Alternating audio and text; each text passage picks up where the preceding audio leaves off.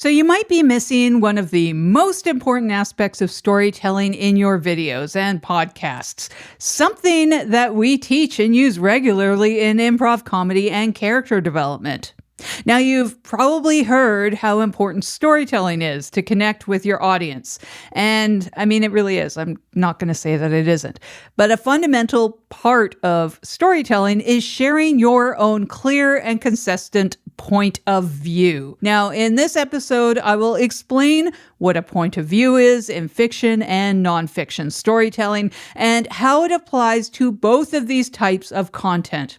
And then I'm going to give you 3 exercises that you can use to define your own POV and start applying it right away to your content strategy for whatever you're making. So a point of view, or POV, as I'm going to call it for most of this video, is the unique way that a person like you sees and experiences the world. Now, it's made up of your own personal perspectives, your beliefs, and your philosophy. And you've developed your POV throughout your entire lived experience. So it's really unique to you as a human. Like, AIs don't have this. And like, you'd have to collaborate with an AI to have one, because an AI is based off of the collective learnings and average POV of like everyone. So it's not unique.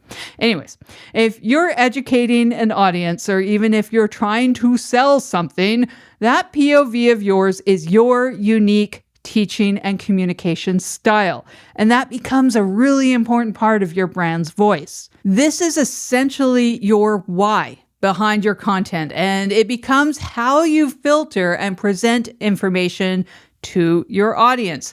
And even if you collaborate with, say, AI tools or other people like a writer's room or ghostwriters or whatever to create, adding this POV to your work is really important to do. So you will learn right now, today, why a clear POV makes your content more believable and consistent, which will help you stand out in an internet that is filling up with this generic generated content without a POV.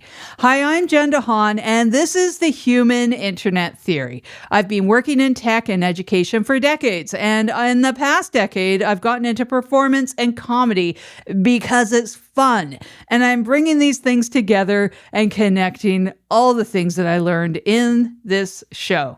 So before we get to those exercises that you can use to define that POV, we first need to understand what a clear point of view looks like and sounds like, so you can start actually using it, and why it's so important for any creator who wants to create a connection with their audience. So in fiction writing, in movies or in improv scenes, a character needs a clear point of view for that story or that plot line to make sense. And that POV is often what the audience connects with the most. So that really clear POV makes that character relatable, even if their actions are really wild and nonsensical.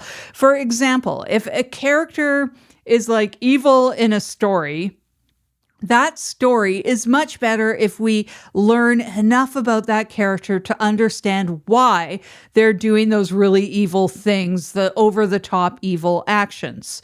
Humans want to understand why someone is doing something just to make sense of it. So if a character does something incredibly mean and awful in a really nonsensical way, we might write it off as bad writing unless the writer puts in that bit about how they were, say, abandoned as a small kid in an alleyway or something in a way that sort of then made sense of their adult actions, for example. So it helps you empathize, and it makes that character really human, even if whatever it was never something that you'd personally done. You might have some parallel experiences, or you just know enough about humans to imagine that that thing that happened was a huge emotional deal, messed them up or whatever.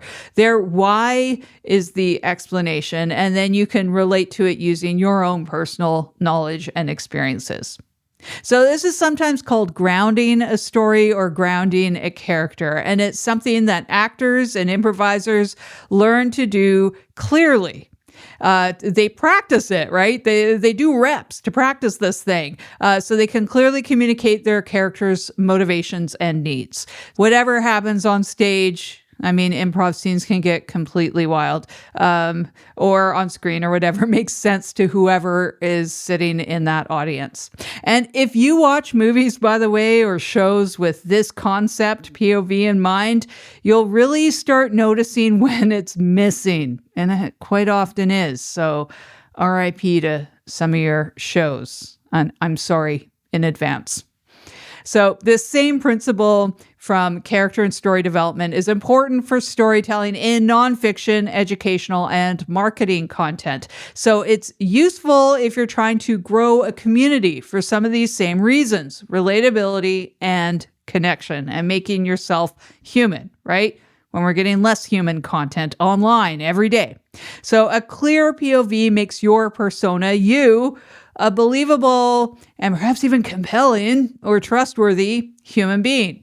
So it also makes both you and your audience more invested in whatever you're doing. And finally, maintaining a really consistent, understandable, your channel has a POV. It helps that content feel genuine and honest, which will differentiate you from low effort content that generated, automated, or just plain old human low effort content. So what does this look like? So how you can add it to your videos and your writing.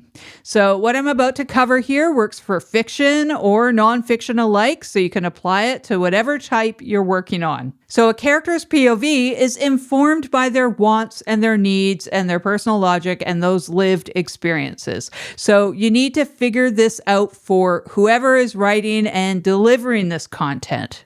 So here are 4 categories to consider for this.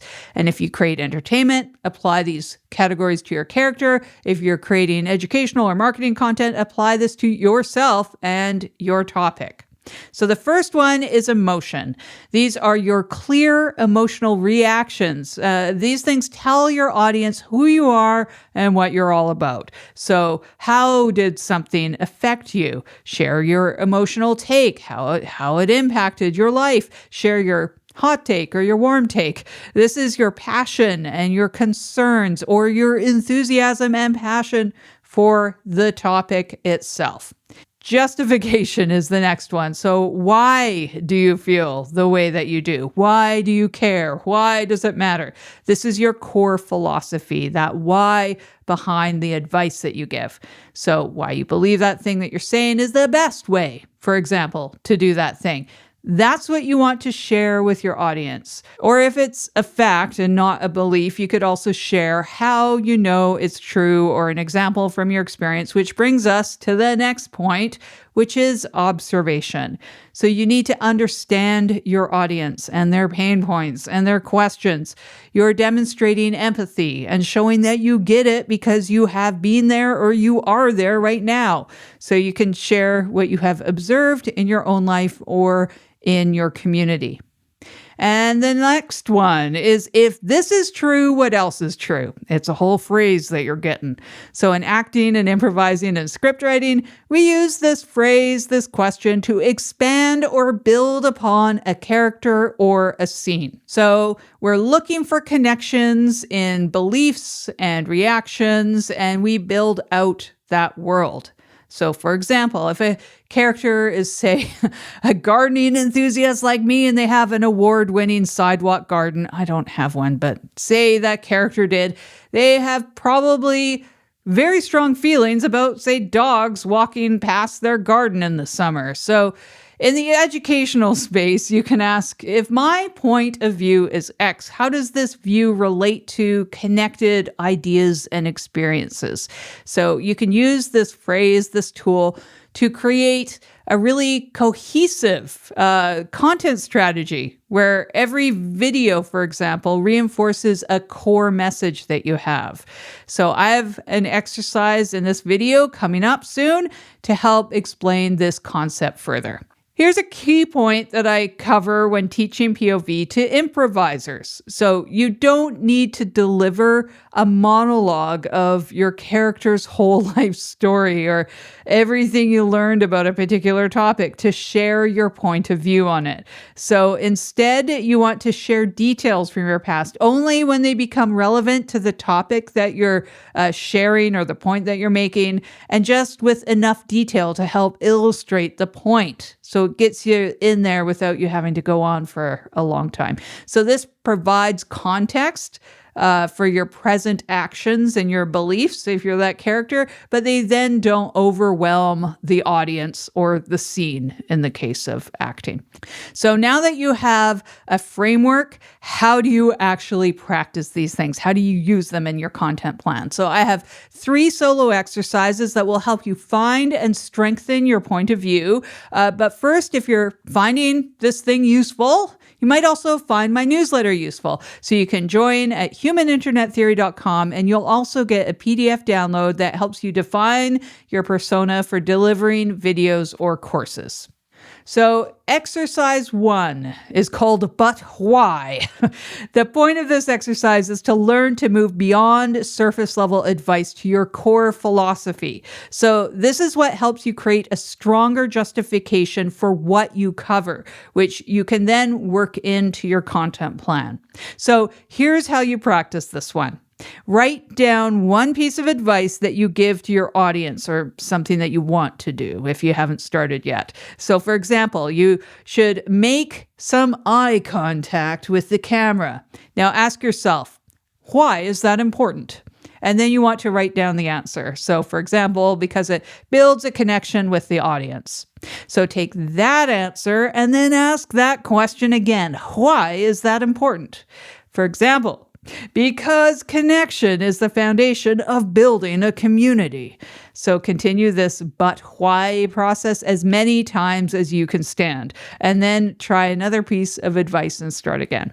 So doing this chain of but whys can help you figure out your beliefs around the topics that you cover. So this deep why, you eventually get and drill down, and it ends up being like the core of your point of view. So you might want to share some of your discoveries at the beginning of your videos that you make in this but why chain. And those might work in your videos and your podcasts as a hook. So the elements of this chain can be parts of your video, other things that you cover as well. So the second exercise is POV mind mapping. I mean, we love a good mind map, right? So the objective of this exercise is to use that point of view to inform your content strategy. Using that phrase, if this is true, what else is true, for guidance during the exercise. So this is how you practice this one. You want to take a large piece of paper, or you can use a mind mapping app if you prefer to work digital. So there's a lot of options of apps out there. So just pick one of them. In the center, write down one really core foundational belief, something that you hold about your niche. So this is going to be your if this is true statement. For example, I might have one that is, I believe human creativity will be more resilient for the test of time than unedited AI-generated content. Now, from that core central idea, belief thing, you want to branch out, and brainstorm at least 10 other things that must also be true that links to that core foundation belief of yours. So these are your what else is true points that are kind of like spokes out from the center of the wheel or whatever. So examples from that core belief that I just said might be, therefore, learning storytelling is a crucial skill, or therefore, personal is better to focus on than perfection, or therefore, creators should share more about their unique lived experiences. And when you're done with that, the mind map is then going to have like a whole bunch of consistent beliefs of yours that are all linked to that core POV, that like foundation of your channel or your podcast. And now you also have this content strategy that's ready with all of these potential ideas that will all reinforce your core POV. So it can help give you that really cohesive feel to your overall content strategy. So exercise 3 is justify the contrarian take. So you're going to practice justification in this one. So this final exercise is going to help you figure out what your own unique perspectives are against the common perspectives or ideas in your niche or field. So this is how you practice this one. Identify a really popular piece of advice that you might hear in your niche. So you might want to think about what's a really common best practice or some belief that a bunch of other people have that you disagree with. So for practice, you could also choose an imaginary one if you don't say something that you don't personally hold the belief that you're going to argue, or you could do a fictional best practice if you want. Because the really important part of this exercise is just forming an explanation and delivering it in a passionate, sort of convincing way, no matter what it is technically. So don't worry too much about the topic. Just get the practice in for delivery. You're just practicing. So record a short video where you state that common belief and then clearly explain with passion and logic and not too much repetition. I had to practice repetition, not doing the repetition. Anyways, you want to explain why you disagree with it. So this then forces you to do that articulation of a specific POV and justification, justifying it with your own experience or an experience and reasoning. So if you're playing devil's advocate, you can justify it with something that's, say, still kind of realistic. Somebody might believe it and their possible real lived experience that you could imagine. Again, this is good practice for forming and delivering that POV, practicing that. So think about the structure, think about how you're delivering that logic, how you're presenting it. And often these really memorable and interesting and unique sort of takes, this sort of content that's really sticks with people are these kind of contrarian takes because they're different, right? You're going against the grain in your niche. And if you do end up posting one of these videos, hopefully on something that you actually believe, throw a link in the comments so we can all check it out and support you. So a clear point of view is maybe the most important part of storytelling for human connection, for being relatable, and also the consistency on your channel. Now, it can be pretty darn useful, really, as a content strategy for your channel or your podcast as well. And this is true whether or not you're creating entertainment content or instructional content online. Adding that POV is what really changes your work from something that just kind of dispels information or facts or just tells a story that's not deep and meaningful into something that really has a personal perspective that other humans can actually genuinely connect with. Like if I just came in here today and defined POV and then gave you those exercises to do and just called it a day, that wouldn't be as nearly as useful to you.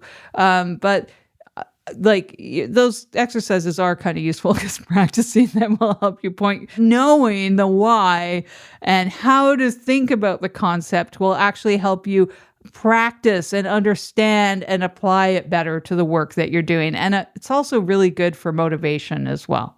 So I'll be back next week with the next episode. And until then, check out some of these other videos on this channel that you might see on the screen over on these places here. And these episodes are also available as a podcast if you want all of this just for your ears. So bye for now. Episodes are written, directed, edited, and produced by Jendahan at stereoforest.com. The show's website is at humaninternettheory.com. You can find this show as a podcast, distributed wherever you find them, such as Apple, Spotify, Amazon Music, Overcast, Pocket Casts, and more. Thanks for watching.